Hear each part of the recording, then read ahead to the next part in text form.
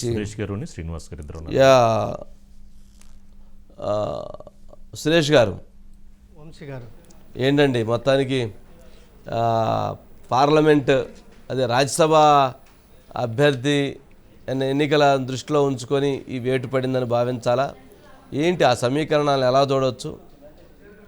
వంశీ గారు, తప్పనిసరిగా రాజ్యసభ ఎన్నికల నేపథ్యంలోనే వైసీపీ ముందుగా జాగ్రత్త పడుతుంది. ఎందుకంటే వంశీ గారు, ఇక్కడ ఒక విషయం, రాజ్యసభ ఎలక్షన్స్ అనేవి 2 ఏళ్లకోసారి జరుగుతాయి. 2020లో జరిగినప్పుడు తెలుగుదేశం పార్టీ పోటీ పెట్టలేదు. కానీ ఈసారి ఇప్పుడు నెలకొన్న రాజకీయ పరిణామాలు, వైసీపీలో నెలకొన్న పరిణామాల నేపథ్యంలో తెలుగుదేశం పార్టీకి ఒక ఆ పరిణామాలు ఉన్నాయి. కాబట్టి ఈసారి తప్పనిసరిగా తెలుగుదేశం పార్టీ ఒక అభ్యర్థిని పోటీ పెట్టే అవకాశం ఉంది. మొత్తం మీద ఆంధ్రప్రదేశ్ నుంచి 11 రాజ్యసభ సీట్లు ఉన్నాయి వంశీ గారు. 11లో ఇప్పుడు 9 ఆల్రెడీ వైసీపీ ఉన్నారు. అందులో వేమిరెడ్డి ఆయన ప్రభాకర్ రెడ్డి గారు ఒకళ్ళు రిటైర్ అవుతున్నారు, అంటే 8. ఇంకా 3 ఉన్నాయి, 11 అవుతాయి. ఆ 3 కూడా ఇప్పుడు వైసీపీకే యాజ్ టీజ్గా అయితే వాళ్ళు ఉన్న 151 మంది అట్లా చూసుకుంటే, మీరు చెప్పినట్టు తెలుగుదేశం 23 పరిమితం చేస్తే ఆ 3 కూడా వాళ్ళకి వస్తే మొత్తం 11 వైసీపీ అయ్యే అవకాశం ఉంది. కానీ ఇటీవల అదే గతంలో జరిగిన పరిణామాలను మీరు చెప్పినట్టు 4 ఎమ్మెల్యేలు బయటికి రావడం, ఆళ్ల రామకృష్ణారెడ్డి గారు రాజీనామా మాత్రం ఆయన చెప్పింది ఏంటంటే స్పీకర్ ఫార్మాట్లోనే రాజీనామాను మేము పంపించామని చెప్పారు. బట్ ఆయన రాజీనామాను ఆమోదించలేదు. గంటా గారి రాజీనామాను అయితే ఇక్కడ ఆమోదించారు. ఎందుకంటే ఇంకొక విషయం కూడా వైసీపీ మధ్యలో ఒక విషయం కనబడుతుంది. మీకు తెలుసు, గత ఏడాది ఎమ్మెల్సీ ఎలక్షన్స్లో పంచుమర్తి అనురాధ గారు అప్పుడు 19 ఉన్నాయి, టీడీపీకి 19 మందే ఉన్నారు. కానీ 4 ఓట్లు ఎక్స్ట్రా రావడం వల్ల, ఎమ్మెల్యేలు 4 మద్దతు ఇవ్వడం వల్ల 23 అవడంతో ఆ రకంగా పంచుమర్తి అనురాధ గారు ఆ రోజు గెలిచారు. సో అప్పుడేంటంటే ఈ 4 ఎవరైతే మీరు చెప్పిన ఈ 4 కూడా ఉన్నారో, మన ఈయన ఉండవల్లి శ్రీదేవి గారు కానీ, కోటంరెడ్డి కానీ, ఆనం గారు కానీ, లేకపోతే మేకపాటి చంద్రశేఖర్ రెడ్డి గారు, ఈ 4 వేయటం వల్ల ఆ పంచుమర్తి అనురాధ గారు గెలిచారు. వైసీపీ నుంచి టీడీపీలో చేరిన వాళ్ళు టీడీపీ మన వైసీపీకి వేసామని చెప్పారు. అయితే ఈ 4 వేయటం వల్ల గెలిచింది అనే ఉద్దేశంతో ఇప్పుడు మొన్న ఏం చేశారో, ఈ ఎలక్షన్ రాజ్యసభ దృష్టిలో పెట్టుకొని ఎవరైతే టీడీపీలో చేరారో ఆ 4 మీద అనర్హత వేయమని చెప్పని స్పీకర్కి నోటీస్ ఇచ్చారు. వెంటనే తెలుగుదేశం పార్టీ కౌంటర్గా మీరు చెప్పిన కరణం బలరాం గారు కానీ, లేకపోతే వల్లభనేని వంశీ కానీ, లేకపోతే వాసుపల్లి గారు కానీ, మద్దాలి ఆయన గిరి గారు కానీ, వాళ్ళ 4 అనర్హత ఏమని ఇద్దరు ఇచ్చారు. ఇప్పుడు 2 పిటిషన్లు స్పీకర్ గారు ముందు ఉన్నాయి. సో వాటికి మీకు తెలుసు, మీరు ఇప్పుడు XY ఇప్పుడు మీరు చెప్పిన తిరువూరు ఉన్నాడు, తర్వాత మీరు చెప్పినట్టుగా మన పెనమలూరు ఉంది, తర్వాత కనిగిరి ఉంది. ఇట్లా లెక్క పెడితే వైసీపీలో ఇన్ఛార్జీలు మార్చడం వల్ల చాలామంది ఇప్పుడు ఇదే ఉన్నాయి. కాబట్టి వాళ్ళందరూ కనుక ఇప్పుడు వాళ్ళకి గౌరవించినప్పుడు మేమెందుకు గౌరవించాలి అనే నిర్ణయానికి వచ్చే అవకాశం ఉంది. అందుకని టీడీపీ ఒక కనుక మన ఆత్మసాక్షి వాటి ప్రకారం వేయండి అని కనుక టీడీపీ ఒక క్యాండిడేట్ని పెడితే చాలా దెబ్బతలిగే ప్రమాదం ఉంది అన్న దాంతో ముందు జాగ్రత్తగా స్పందించి ఉండొచ్చు అని చెప్పని ఇప్పుడు మీరు చెప్పండి. గంటా గారు కదా సురేష్ గారు, వంశీ గారు, అంటే జనరల్గా వైసీపీ ఇంత భయపడటానికి 20 స్థానాలే ఉన్నాయని అనుకున్నా కానీ టీడీపీకి 24 స్థానాలు తక్కువగా ఉన్నప్పటికీ కూడా వైసీపీ ఇంత ఎందుకు భయపడుతుంది అనంటే 68 మందిని బదిలీలు చేసింది, ఎమ్మెల్యేలని, మంత్రులని, ఎంపీలని. ఇప్పటి వరకు ఆ 68 మంది బదిలీలలో 49 మంది ఎస్సీ, ఎస్టీ, బీసీ, మైనారిటీకి చెందినటువంటి వారు 49 మంది. 29 మంది ఎమ్మెల్యేలు కానీ సమన్వయకర్తలుగా ఇన్ఛార్జీలుగా ఉన్నటువంటి వాళ్ళను కూడా బదిలీ చేసినటువంటి వాళ్ళు 29 మంది. మరి ఇంతమంది బదిలీలు కాబడితే ఇంతమందిలో దాదాపు 11 మంది అందులో ఎస్సీలే, 4 బీసీలు, 4 మంత్రులు. మరి ఇలాంటి పరిస్థితుల్లో ఆ 29 మందిలో వారు గనక మారితే మాకెట్లా సీట్ లేదు, మాకెట్లా అన్యాయం జరిగిందని కనుక వాళ్ళు కనుక ఆలోచన మారిస్తే మరి క్రాస్ ఓటింగ్ కనుక ఏమన్నా క్రాస్ ఓటింగ్ జరిగిద్ది అన్నటువంటి భయము, ఆ అనుమానము, అటువంటి ఇన్ఫర్మేషన్ ఇంటెలిజెన్స్ ద్వారా జగన్మోహన్ రెడ్డి గారికి వచ్చింది. అందుకని టీడీపీలో ఉన్న వాళ్ళు కొట్టడం, వైసీపీ నుంచి టీడీపీకి వెళ్ళిన వాళ్ళు కొట్టడం, తర్వాత తన గేమ్ తను ఆడటం. ఇది ఒక రాజకీయపరమైనటువంటి రాజ్యసభ స్థానాల కోసం జరుగుతున్నటువంటి ఒక పొలిటికల్ గేమ్గా చూడాలి. ఇక ఓకే సురేష్ గారు, నెక్స్ట్ శ్రీనివాస్ ఉన్నారు సార్ దీని మీద. మొత్తానికి సార్ ఇప్పుడు గంటా శ్రీనివాసరావు గారు రాజీనామా, గంటా శ్రీనివాసరావు గారు రాజీనామాను ఆమోదించడం ఏంటి? మొత్తానికి గంటా శ్రీనివాసరావు గారు రెస్పాండ్ అయినట్లున్నారు.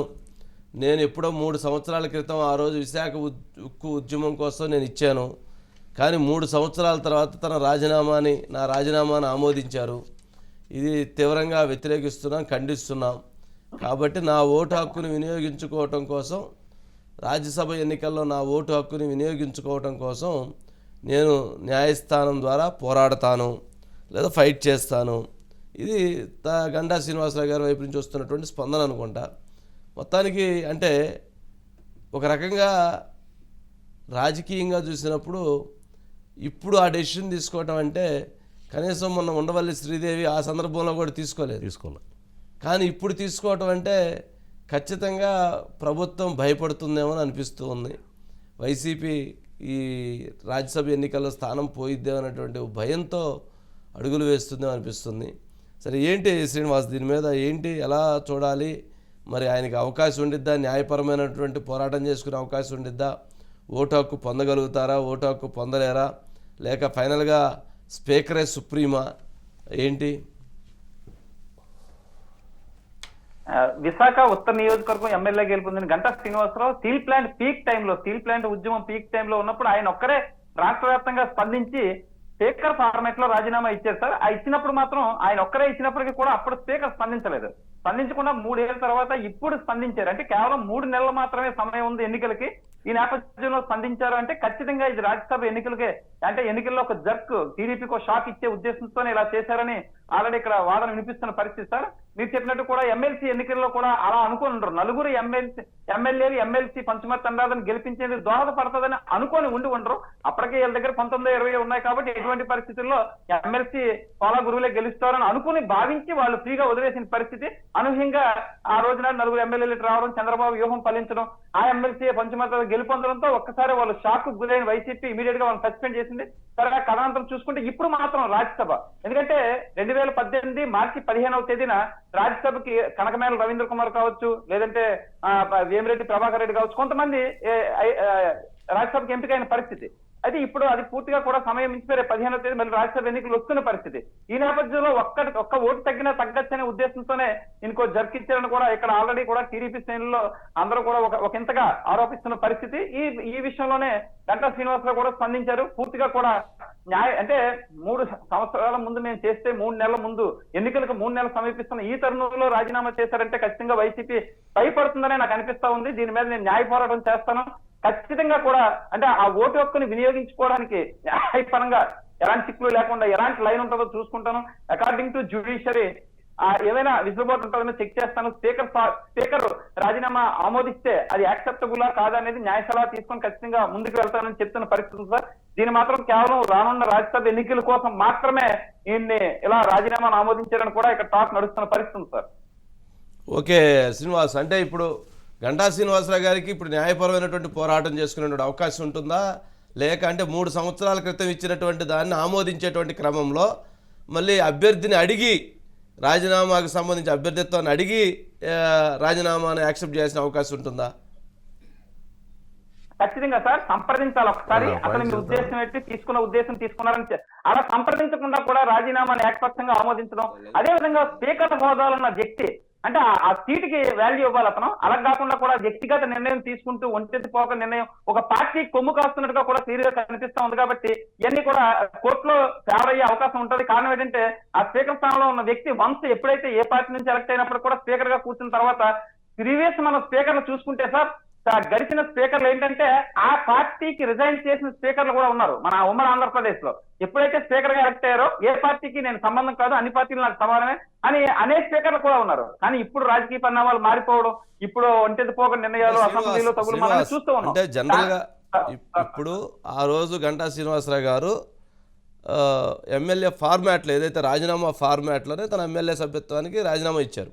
కారణం విశాఖ ఉక్కు ఉద్యమాన్ని విశాఖ ఉక్కు ప్రైవేటీకరణ చేస్తున్నారు కాబట్టి దానిని వ్యతిరేకిస్తూ విశాఖ ఉక్కు అది ఆంధ్రప్రదేశ్ ప్రజల గుండె చప్పుడు అనేటువంటి ఒక బలమైనటువంటి ఉద్యమం జరిగింది. ఆ నేపథ్యంలో ఇచ్చారు. సరే, ఇప్పుడు 3 సంవత్సరాల తర్వాత దానిపైన నిర్ణయం, అంటే దానికి ఒక టైం బాండ్ అనేది లేకుండా ఇప్పుడు ఆ రాజీనామాని రాజ్యసభ ఎన్నికలను దృష్టిలో ఉంచుకొని రాజ్యసభ ఎన్నికల్లో వైఎస్ఆర్సీపీ గెలవాలి అని అంటే టీడీపీ ఓట్లని దెబ్బకొట్టాలి అనేటువంటి భావం, ఆ భావజాలం అది కనబడుతుంది కదా. అటువంటి పరిస్థితిని, అటువంటి విమర్శని ప్రభుత్వం ఎదుర్కొనేటువంటి పరిస్థితి వస్తుంది. మరి స్పీకర్ కూడా కనీసం దానిపైన, అంటే చైర్కి రైట్స్ ఉంటాయి, కానీ ఇప్పుడు ఆ ఉద్యమం లేదు. ఉద్యమం సద్దుమణిగింది, ఎన్నికలు సమీపించినాయి. మరొక 2 నెలల్లో ఏప్రిల్లోనే ఎన్నికలు, పార్లమెంటు ఎన్నికలు, అసెంబ్లీ ఎన్నికలు, మరి రాజ్యసభ ఎన్నికలు నెక్స్ట్ మంత్లో. మరి రాజ్యసభ ఎన్నికలు జరగబోతున్నటువంటి తరుణంలో, పార్లమెంట్ అసెంబ్లీ ఎన్నికలు జరగబోతున్నటువంటి తరుణంలో, అంటే ఈ నిర్ణయం తీసుకోవటం వలన ఈ నిర్ణయాన్ని ప్రజలు ఎలా భావిస్తారు, విశాఖ ప్రజలు ఎలా చూస్తారు, విశాఖ ప్రజల ఆలోచనలు ఏ విధంగా ఉండేటువంటి అవకాశం ఉంది?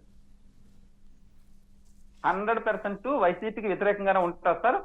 కారణం ఏంటంటే 175 మందిలో ఒకే ఒక వ్యక్తి రిస్క్ చేశారు. నిజానికి వాళ్ళు ఫైట్ చేయొచ్చు, వాళ్ళు పోరాటం చేయొచ్చు, వాళ్ళ ఎమ్మెల్యేలందరూ రాజీనామా చేస్తే విశాఖ స్టీల్ ప్లాంట్ ని ప్రైవేటీకరణ కాకుండా కాపాడుకోవచ్చు. అలాంటి ప్రయత్నాలు ఎవరు చేయకపోగా చేసిన ఇతని యొక్క వ్యక్తిత్వాన్ని అంటే పెండింగ్ పెట్టి ఈ రోజు ఇదంతా కూడా విశాఖపట్నం వాసులే కాదు సార్, ఆంధ్రప్రదేశ్ వ్యాప్తంగా గమనిస్తూ ఉంటారు. ఆయన ఆ రోజు ఆ పోరాటానికి మద్దతు తెలిపి రాజీనామా చేస్తే ఈ రోజు అనూహ్యంగా ఎన్నికల ముందు ఆయన స్పీకర్ ఫార్మేట్ లో పంపించి దాన్ని ఆమోదించడాన్ని మేధావులు కానీ, అంటే లాయర్స్ అవ్వచ్చు, ప్రొఫెసర్లు అవ్వచ్చు, డాక్టర్స్ అవ్వచ్చు, ఇక్కడ ఉండే ఈ ప్రాంత ప్రజలందరూ కూడా ఆలోచన చేస్తారు సార్. రానున్న రోజుల్లో దీని యొక్క అంటే రిఫ్లెక్షన్ ఖచ్చితంగా ఉంటది. ఎందుకంటే మీరు చెప్పినట్టు విశాఖ ఉక్కు, ఆంధ్రలోకి ఉమ్మడి ఆంధ్రప్రదేశ్ లో 32 మంది ప్రాణత్యాగాలతో తెచ్చుకున్నది. అప్పుడు ఒకే ఒక ఆయన రిస్క్ చేశారు. ఆ రిస్క్ చేసినప్పుడు అప్పుడే ఆమోదించిన, లేదా అప్పుడే ఇతనితో పాటు వెంట నడిచిన ఆ విశాఖ ఉక్కుకి పరిస్థితి ఉండదు. ఈ రోజు వరకు కూడా వాళ్ళు టెంట్ వేసుకుని ఆ శిబిరంలో పనిచేస్తున్న పరిస్థితి. అప్పుడు ఆమోదించుకోకపోగా ఇక కేవలం రాజకీయ స్వభావం, రాజకీయ కక్షలు, రాజకీయంగా టార్గెట్ ఉద్దేశంతో చేశారనే తేటతలం అవుతా ఉంది. దీని ఎఫెక్ట్ అయితే రానున్న ఎన్నికల్లో ఖచ్చితంగా ఉంటుందనే మనం చెప్పుకోవచ్చు సార్. ఓకే, అట్లాగే శ్రీనివాస్, అంటే ఇదిగో అంశం, మరొక అంశం, భీమిలికి బొత్స సత్యనారాయణ గారు రాబోతున్నారు అని. అంటే బొత్స సత్యనారాయణ గారు కనుక భీమిలికి వస్తే ఆల్రెడీ ఇప్పటికే గంటా శ్రీనివాసరావు గారు తెలుగుదేశం పార్టీ నుంచి భీమిలి నుంచి కంటెస్ట్ చేస్తారనేటువంటిది బాగా విస్తృతంగా చర్చ జరుగుతుంది. దాదాపు ఫైనల్ అయిపోయింది. ఎందుకంటే భీమిల్లో 60-70 కోట్లు ఖర్చు పెట్టాలి. ఆల్రెడీ గతంలో ఆయన ఎమ్మెల్యేగా ఉన్నారు, ఆయనకి అక్కడ యాక్సెస్ ఉంది. అటువంటి నేపథ్యంలో అభివృద్ధి చేసినటువంటి ఒక ఎజెండా ఉంది. మరి ఇప్పుడు అక్కడ బొత్స సత్యనారాయణ గారిని తీసుకురావడంతో 2 పులులు లేదా 2 సింహాల మధ్య భీమిల్లో యుద్ధం, ఆ రాజకీయ యుద్ధం ఎలా ఉండిద్ది, ఆ ఎన్నికల హీట్ ఎలా ఉండిద్ది, ఎటువంటి పరిణామాలకి కేంద్ర బిందువు అవుతుంది. ఆ నేపథ్యంలో కూడా ఎమ్మెల్యేగా ఉండటం మంచిది కాదు అన్నటువంటి ఉద్దేశంతో విశాఖ ఉక్కు కోసం చేసినటువంటి రాజీనామాని ఇప్పుడు ఆమోదించటం ద్వారా అక్కడ రేపు ఒక ఎమ్మెల్యేకు ఉండేటువంటి ఆ పవర్స్ అటువంటి లేకుండా చెయ్యాలి అనేటువంటి ఉద్దేశం, కోణం కూడా ఏమైనా వైఎస్ఆర్సీపీ పార్టీకి లేదా బొత్స సత్యనారాయణ గారికి అటువంటి ఆలోచన ఉండేటువంటి అవకాశం ఉందా? అటువంటి ఆలోచనలో భాగంగానే, అటువంటి వ్యూహంలో భాగంగానే ఇది జరిగి ఉండొచ్చా? ఖచ్చితంగా సార్. ఎన్ని చెక్కులు పెట్టడానికి అవకాశాలు ఉన్నాయి, అన్ని చెక్కులు పెట్టుకుంటూ వస్తున్నారు. మీరు చెప్పినట్టు కూడా భీమిలి నియోజకవర్గంలో బొత్స సత్యనారాయణ, ఎందుకంటే వాళ్ళ సిస్టర్ని అక్కడే ఇచ్చారు, వాళ్ళ బావులు, వాళ్ళతో సామాజిక వర్గం వాళ్ళకి మంచి పట్టు ఉంది. ఆ గంటా శ్రీనివాసరావు ఇస్తే ఆయన తట్టుకునే వ్యక్తి ఇప్పుడున్న అవంతి శ్రీనివాసకి కానీ మరొక వ్యక్తికి కానీ లేదు. కాబట్టి ఖచ్చితంగా బొత్స సత్యనారాయణ ఇస్తే ఆ వాల్యూస్ ఉంటాయి. కాబట్టి ఆ పరిణామాల దృష్ట్యా కూడా చేయొచ్చు. మీరు చెప్పినట్టు కూడా 2 పులులు దెబ్బలాడుకునేటప్పుడు ఆ గంటా శ్రీనివాసరావుని ఏ విధంగా తొక్కాలి, ఏ రకంగా అనగదొక్కాలి, ఎన్ని ప్రయత్నాలు ఉన్నాయి, అన్ని చేయడానికి అన్ని ప్రయత్నాలు చేస్తున్నట్టే మనం భావించవచ్చు సార్. అయినప్పటికీ కూడా ప్రస్తుతం ఉన్న ఈ వేవ్ లో, ఎందుకంటే సార్ మనం కొంచెం ఎక్స్టెండ్ వెనక్కి వెళ్తే కనుక 151 స్థానాలు వచ్చినప్పుడే విశాఖపట్నంలో వైసీపీకి చరిష్మా లేదు. గతంలో 2014లో విజయమ్మ కూడా ఇక్కడ ఓడిపోయిన పరిస్థితి, ఖమ్మంపాటి హరిబాబు బీజేపీ అభ్యర్థి మీద. ఇక్కడ ఎప్పుడు కూడా వైసీపీ వాళ్ళకి ఎప్పుడు విశాఖపట్నం పట్టం కట్టలేదు. అలాగని భీమిల్లో చూస్తే గంటా శ్రీనివాసరావు కూడా మంచి పట్టు ఉంది. గతంలో ఆయన మంత్రిగా పనిచేసినప్పుడు కూడా అదే ఎమ్మెల్యే అక్కడి నుంచే ప్రాతినిధ్యం వహించారు.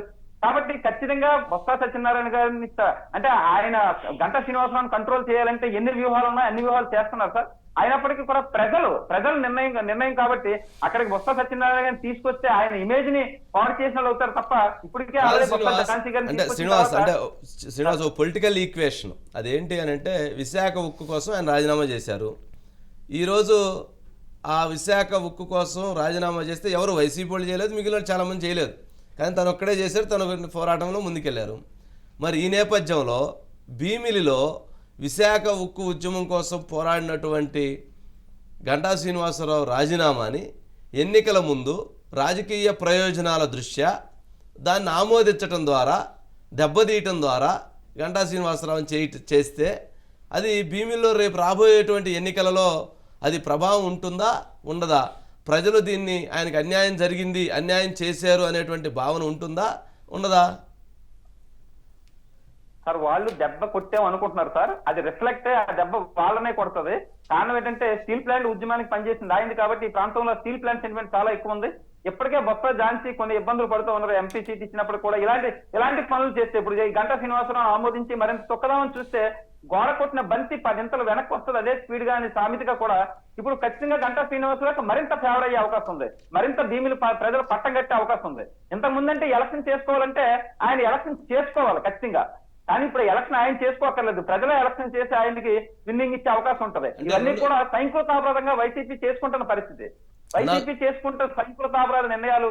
శ్రీనివాస్ అంటే ఇందా మీరు చెప్పినట్టు బొత్స సత్యనారాయణ గారికి కూడా అక్కడ బలం ఉంది, బలగం ఉంది, ఆయనకి బంధుత్వం ఉందని చెప్తున్నారు.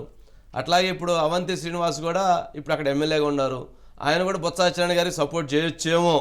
అంటే ఆయన ఇప్పుడు టికెట్ ఇవ్వకపోతే ఆయన ఆ పార్టీలో ఉంటారా, మళ్ళీ జనసేనలోకి వెళ్తారా, లేదా టీడీపీలోకి వస్తారా? మరి గంటా శ్రీనివాసరావు గారికి అవంతి శ్రీనివాసరావు కొంత గ్యాప్ ఉన్నా మళ్ళీ ఇప్పుడు బాగానే ఉన్నట్లున్నారు. మరి అట్నుంచి చూసినా ఇట్నుంచి చూసినా ఆయన ఎటు వెళ్తారో మళ్ళీ తెలియదు. ఆయనకి ఏదైనా బలం అక్కడ ఉన్నటువంటి అంటే స్థానిక ఎమ్మెల్యేగా ఉన్నారు కాబట్టి ఆయనకు బలం ఉంటుంది. మరి ఏంటి ఆ ఈక్వేషన్స్ ఎట్లా చూడొచ్చు? అంటే సార్ అవంతి శ్రీనివాస్ గారు ఫస్ట్ నుంచి కూడా గంటా శ్రీనివాసరావు అనుచరుడుగానే రాజకీయ అరంగేట్రం చేశారు. మనం అవునన్నా కాదని చెప్పుకొని తీరాలి. రేపు ఉదయం నిజానికి కానీ గంటా శ్రీనివాసరావు ఎదురు పెడితే నమస్కారం పెట్టేస్తాం. ఆ రోజుల్లో కామెంట్లు చేసినప్పుడు కూడా గంటా శ్రీనివాసరావుని వ్యతిరేకించినప్పుడు కూడా ఒకసారి ఎదురుపడ్డారు. ఎదురుపడిన వెంటనే 2 చేతులు ఆటోమేటిక్ గా వెళ్ళిపోయి నమస్కారం పెట్టిన పరిస్థితి. గంటా శ్రీనివాసరావుకి ఎగెనిస్ట్ గా అవంతి శ్రీనివాస్ చేయడానికి అవకాశం లేదు సార్. వీళ్ళంతా పార్టీలకు అతీతంగా ఉండే స్నేహాలు. ఇప్పుడు ఆ స్నేహాలు స్టార్ట్ అయిన 20 ఏళ్ళు 25 ఏళ్ళు ప్రజారాజ్యం పార్టీ పెట్టినప్పటి నుంచి కూడా వాళ్ళ మధ్య ఒక రిలేషన్స్ ఉన్నాయి.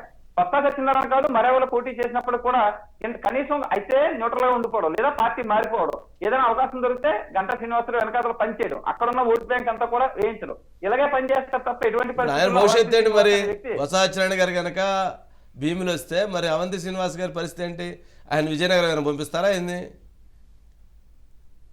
ప్రజెంట్ అవంతి శ్రీనివాస్ గాలిలో ఉన్న పరిస్థితి సార్. ఇప్పుడు అదే అర్థం కాని పరిస్థితి సార్. ఇక్కడ మంత్రిగా పనిచేసిన అవంతి శ్రీనివాస్ కావచ్చు, అక్కడ మంత్రిగా పనిచేసిన అనకాపల్లి గుడివాడ రామన్నారు కావచ్చు, వీళ్ళందరినీ వైసీపీ గాలిలో పెట్టించింది. వాళ్ళ టికెట్లు ఎక్కడో వాళ్ళకి తెలియట్లేదు, వాళ్ళ పరిస్థితి వాళ్ళకి తెలియట్లేదు. వాళ్ళు ఎక్కడ రావట్లేదండి. సముద్రం గాలి గట్టిగానే వచ్చింది కదా, అలా చాలా ఇబ్బందులు సంక్షోభం మధ్య ఉన్నారు సార్. గాలి సముద్రపు గాలి వీస్తున్నప్పటికీ వీళ్ళకైతే ఫ్యాన్ గాలి అయితే మాత్రం వీచే సముద్రపు గాలి తగులుతుంది, ఫ్యాన్ గాలి తగలట్లేదు సార్, సముద్రపు గాలి తగులుతుంది సార్. ఆ చరిష్మా అనేది వాళ్ళు పాపం అంటే నెక్స్ట్ 5 లిస్ట్ వస్తుందా, 6 లిస్ట్ వస్తుందా, ఫైనల్ లిస్ట్ లో వస్తుందా, ఎప్పుడు మా పేర్లు వస్తాయని వాళ్ళు దీనంగా ఎదురు చూస్తున్న పరిస్థితి.